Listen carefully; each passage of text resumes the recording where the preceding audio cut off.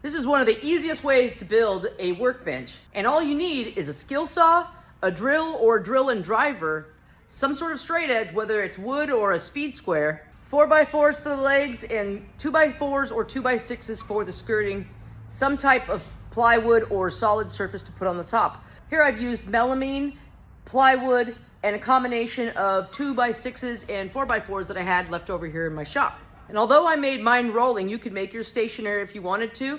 Just takes a few hours to build, and it's really that simple. You will need some screws. I recommend 3" to 3.5" screws to screw the entire frame together, and then 1.5" or 1 3/4" screws to secure the plywoods on the top as well as the bottom. Let's get started.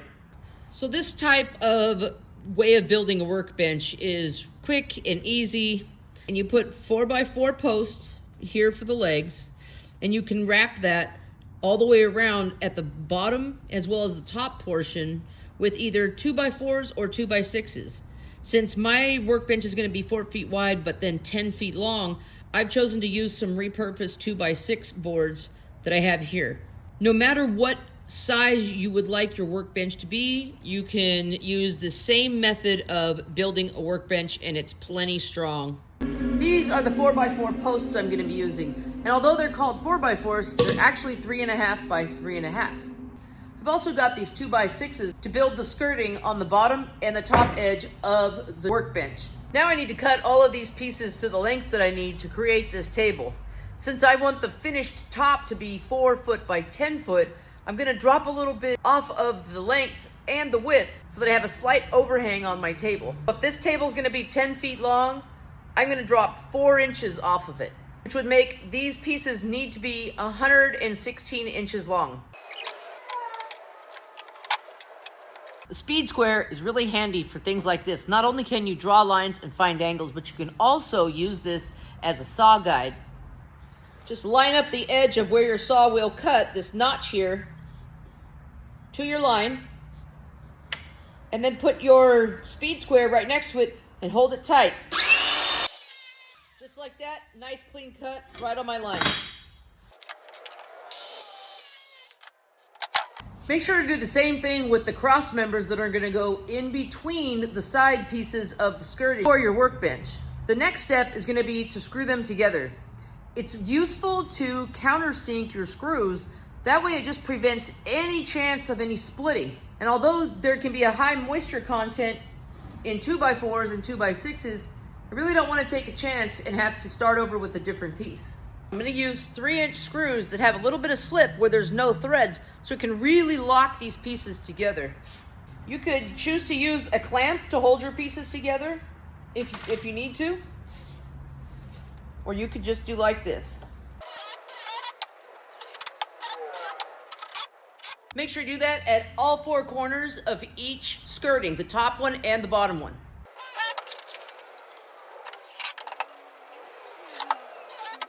Now that I got the outside built, I want to make sure I put support pieces along the way, in the very least every 3 feet.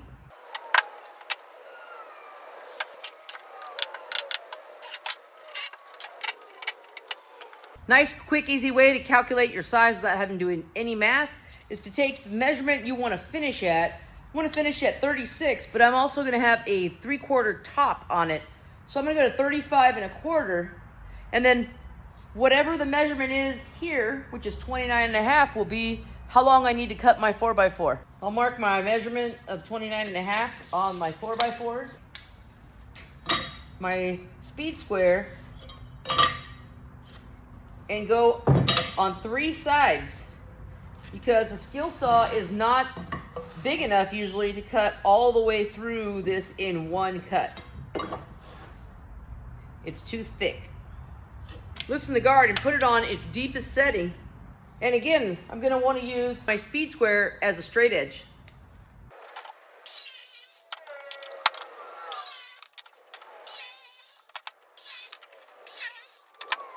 Now I'm ready to put the legs on.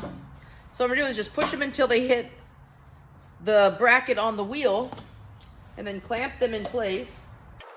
I'm going to pre-drill.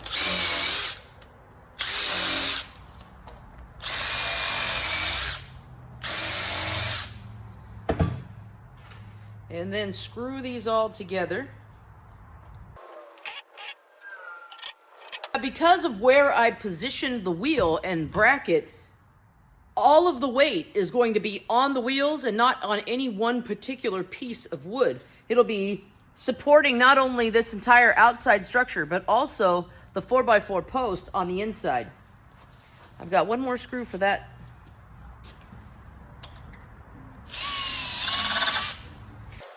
Now that I got the first leg on, I can go ahead and put all the other legs on and then flip it over. So now what I'll do is cut out some either plywood or melamine and put it on the bottom here, screw it down to the frame, and really square it up then. I usually don't put the top skirt on until after this. That way it can go on without me having to maneuver underneath the top skirt.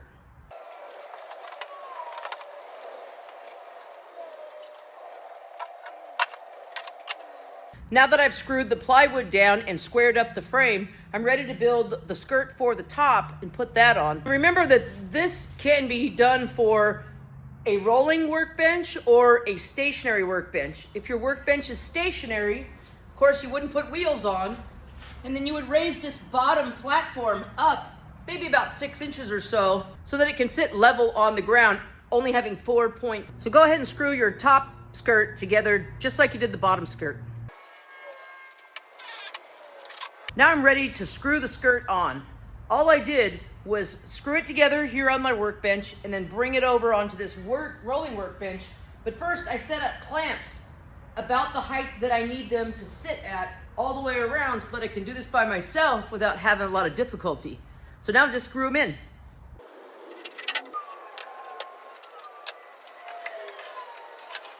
The workbench that I'm building is going to be 10 feet long, but the top that I'm using is only 8 feet long. So I want to make sure that the seam to these lands right down the center of one of these support pieces. So I'm going to cut that to length, mount that, and then get another piece and cut to put on the remainder of the extra 2 feet on the table. Now keep in mind that when you're using a skill saw, your best cut is going to be on the bottom of the board. And most of the chips and tear out is going to be on the top. So if you want a nice clean face, make sure you turn the board upside down to cut it. I do want to make this cut really straight so that when the pieces come together, you can barely notice that it's 2 separate pieces. So I definitely will not be freehanding this. I could use a clamp and a guide, or I could just make myself my own track saw real quick out of scrap. I've got a piece of 1/2 inch plywood scrap. I really only need a 48-inch one, so I can use this 8-foot piece and just cut it in half. That way I have all the material I need for a track saw right here in this piece of scrap. Now I really don't have to cut anything else because all I have to do is set this piece here on top of this piece. And what you want to do is make sure that you have the same distance here as you do from the edge of your saw to the edge of the blade that's closest to you here. So just between here and here, I've got 1.25 inches. So I'm going to try to set this right at 1.25 inches and make myself a mark, and that's where I need to fasten this board down onto the lower one. And what I'm going to do is I'm going to give it 1 inch and just a little bit over 1/4 so that I make sure that when I use this, I can set it right on my line and be accurate every time. I'm just going to use a few short screws to attach them. So when you make one of these, just make sure that the piece of scrap that you use has a very straight edge. All right, so like that, we've got ourselves our own track saw. Look, there's even damage. It's just scrap. You don't need to buy a bunch of crazy things to do woodworking. So some of the track saws that they make, this sled here will actually kind of stick down itself. If you don't have a store-bought one, make sure that you use clamps. And keep in mind that you're going to have to run your saw this way. Take the little track and put the very edge that we cut just a little heavy and put it just a hair over your line.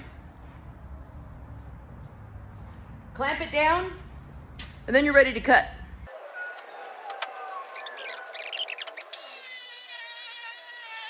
All right, you guys see that? It is right on the money. Look at that. It is flush. Go ahead and take this out of clamps, attach this piece of top to the frame, and then cut the other piece. But first, since I cut this piece upside down, I want to flip it over so that I have a clean, crisp cut without a bunch of chip out.